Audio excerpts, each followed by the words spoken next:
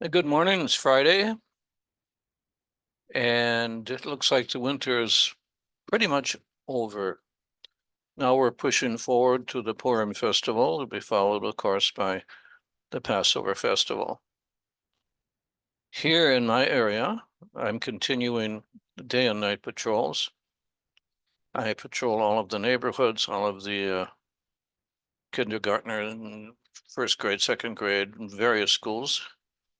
And I also patrol the security fence with my dog, which is good. It's good for me. I do about 20 to 25 kilometers of patrolling each day, and I have been since the beginning of the war.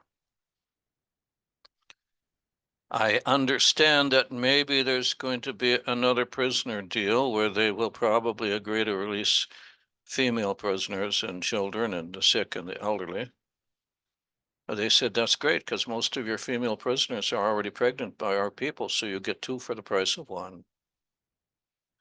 Any rate, we're waiting now to determine if we're going to go into Rafiaq or partially go into Rafiaq or just sit back and wait until Joe Biden, that wonderful man that so loves Israel, will give us a green light to do more than we've done so far and perhaps even win the war. God forbid that we would win the war, according to Joe Biden. Joe Biden wants us to, at the very best, to call the war a tie or withdraw with our tails between our legs. And I don't understand who's actually pushing his buttons, because obviously he doesn't have any buttons to push. It's too late for that already. I don't understand. It's sort of like a locomotive, and in all of the cars behind the locomotive are the American people, and there's no conductor, and it's going full speed, and it's coming up to dangerous curves. It's coming up to broken tracks. I hope that the Holy One, the God of Israel, Hashem, will remove him as soon as possible and put him in a place for senile Alzheimer's victims so that he can be cared for until he dies a natural death.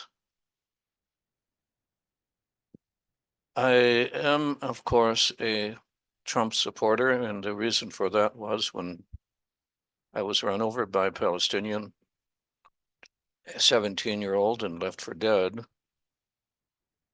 And when I was in the hospital having my various wounds attended to, I received a phone call from the American embassy. It was a phone call from the ambassador's office, and I was informed that President Donald Trump has heard about what happened to you. We know that you served in Vietnam as a United States Marine, and we want to just tell you that we are with you and that we wish you a complete and total recovery. Now, that's the first time that happened to me. So I guess you'd say, for better or for worse, I will support Trump until the day I die. In addition to this, this is not a paid political announcement, unfortunately.